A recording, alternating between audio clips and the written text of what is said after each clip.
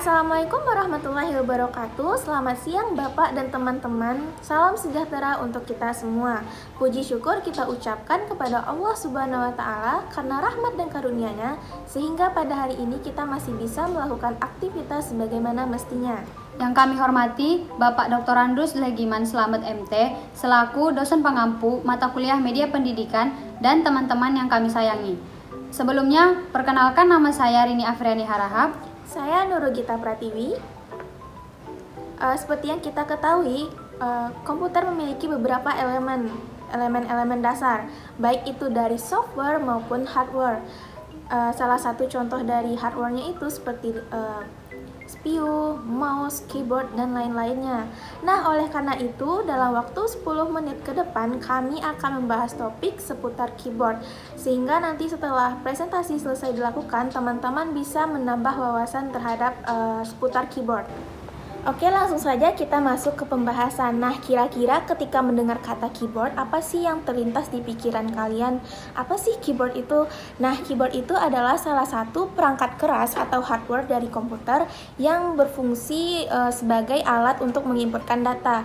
Data yang diinputkan bisa berupa huruf, nomor, ataupun simbol. Nah, definisi lain dari keyboard ini adalah sebuah papan panjang yang memiliki berbagai macam tombol, di mana tombol-tombol tersebut memiliki fungsi sesuai dengan penekanannya dan akan menghasilkan sebuah proses sesuai dengan keinginan penggunanya. Nah, selain sebagai alat untuk menginputkan data, keyboard ini juga memiliki berbagai macam fungsi tombol dengan kombinasi yang khusus. Umumnya port keyboard ini terbagi menjadi dua, yaitu personal system 2 dan USB.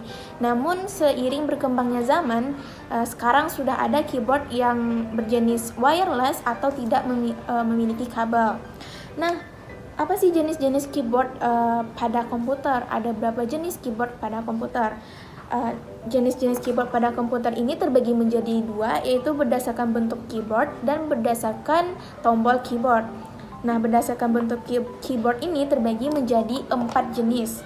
Yang pertama itu keyboard serial, yaitu merupakan keyboard yang dilengkapi dengan DIN5 Keyboard jenis ini umumnya digunakan untuk komputer tipe AT. Dan yang kedua itu keyboard personal system 2 adalah keyboard yang digunakan untuk komputer tipe ATX. Port yang digunakan untuk keyboard ini sama dengan port yang digunakan untuk mouse. Nah, yang ketiga itu keyboard wireless, merupakan keyboard tanpa kabel, di mana dalam menghubungkannya itu hanya menggunakan WiFi, Bluetooth, dan sebagainya. Nah, dan yang terakhir itu keyboard USB, di mana dalam penggunaannya keyboard ini dihubungkan dengan kabel USB. Nah, yang kedua itu berdasarkan tombol keyboard. Yang pertama yaitu keyboard QWERTY. Nah, tata letak pada keyboard ini ditemukan pada tahun 1878. Lalu keyboard QWERTY ini menjadi standar pada mesin tik komersial. Nama QWERTY sendiri diambil dari berdasarkan 6 huruf yang berurutan pada baris kedua tombol alfanumerik keyboard tersebut. Nah, ini contoh dari keyboard QWERTY. Nah, kira-kira kalian pasti muncul pertanyaan, kenapa sih harus QWERTY yang kita gunakan untuk keyboard pada zaman sekarang, seperti handphone, MacBook, dan laptop itu semuanya menggunakan keyboard QWERTY. Kenapa harus keyboard QWERTY? Nah, di sini kita akan balik sedikit kepada sejarah. Dulu berawal dari mesin tik. Awalnya keyboard ini memang mengikuti standar alfabet, urutannya berurutan seperti alfabet. Namun, kerap menimbulkan masalah mesin tik sehingga menyebabkan mesin tik itu macet karena operatornya terlalu cepat. Ketika dua touch digunakan secara bersamaan dalam waktu yang hampir berdekatan, maka bagian hammer alias batang yang berfungsi sebagai pencetak huruf di kertas bisa saling bertumpuk sehingga tidak bisa bergerak. Nah, kendala mesin tik macet ini mendorong Christopher Solz bereksperimen selama bertahun-tahun untuk menemukan solusi yang tepat. Nah, sekitar tahun 1860-an, Solz dan kawan-kawannya mengajukan sebuah paten yang mendeskripsikan bagaimana tux QWERTY ini bisa mengurangi kerusakan pada mesin tik tanpa harus mengurangi efisiensi pengetikannya. Nah, paten yang bertajuk Scholz and Glidden Typewriter ini didaftarkan ke kantor paten Amerika dan disetujui pada 23 Juni 1868. Awalnya QWERTY ini tidak bertuliskan QWERTY melainkan QWERTY, di mana R masih disimbolkan dengan titik. Namun sebelum mengajukan paten, Christopher mengganti titik ini dengan huruf L sehingga menjadinya QWERTY. Tidak diketahui alasan sebenarnya kenapa Christopher menggantinya, namun keputusannya mengganti karakter ini berhubungan dengan teori diagram frekuensi. Nah, yang kedua yaitu keyboard Dvorak. Keyboard ini ditemukan pada tahun 1932. Susunan huruf ini disusun sedemikian rupa pada keyboard ini tangan sebelah kanan lebih banyak melakukan pekerjaan. Keyboard ini jarang digunakan karena akan melakukan kelelahan pada tangan bagian kanan karena pekerjaan lebih banyak di bagian kanan. Nah, yang ketiga itu keyboard alfabetik, yaitu tombol yang terdapat pada keyboard alfabetik ini disusun sama persis seperti keyboard QWERTY ataupun keyboard Dvorak. Namun, keyboard ini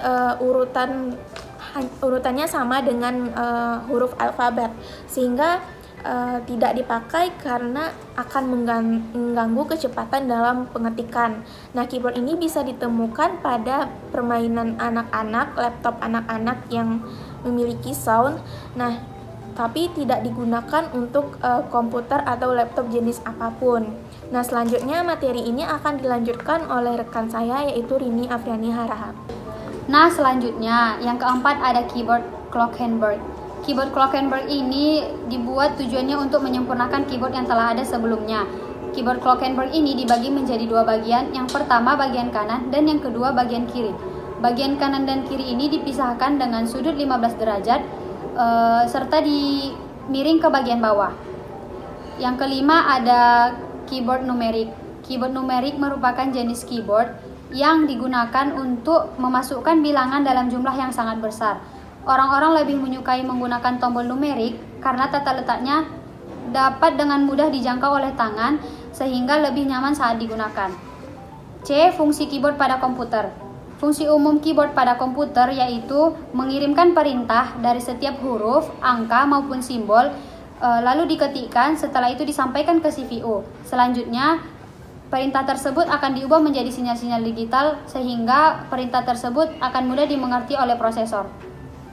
Berbeda dengan keyboard bawaan laptop, keyboard eksternal pada komputer memiliki tombol-tombol yang dikelompokkan menjadi 4. Yang pertama, function case, yang kedua, typing case, yang ketiga, control case, dan yang keempat ada numeric case.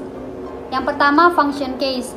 Function case ini adalah tombol F1 sampai F12 yang mempunyai perintah khusus yang disertakan di aplikasi maupun sistem operasi. Yang kedua ada control case, kelompok tombol yang menyediakan berbagai kontrol terhadap layar dan kursor.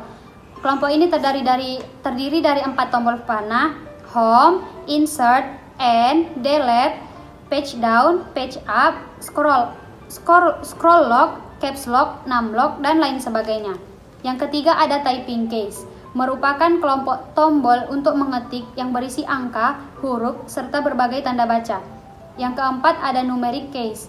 Numeric case ini adalah bagian khusus keyboard komputer yang berisi angka dengan fungsi utama memasukkan data angka serta berbagai operasi hitungan.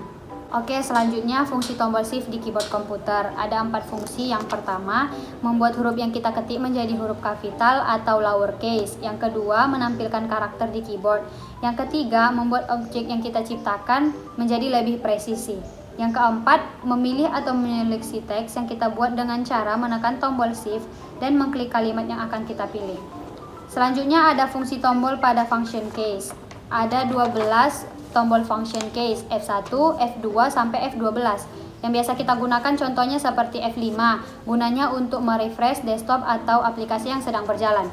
Selanjutnya ada fungsi tombol kontrol pada keyboard. Kurang lebih ada 25 kombinasi tombol kontrol yang biasa kita gunakan contohnya seperti kontrol plus A, kontrol plus C, kontrol plus D, atau kontrol plus G, dan sebagainya. Oke, mungkin cukup sekian yang dapat kami sampaikan. Kurang dan janggalnya kami mohon maaf. Terima kasih atas perhatiannya. Assalamualaikum warahmatullahi wabarakatuh. Be a good day, though things are going sideways.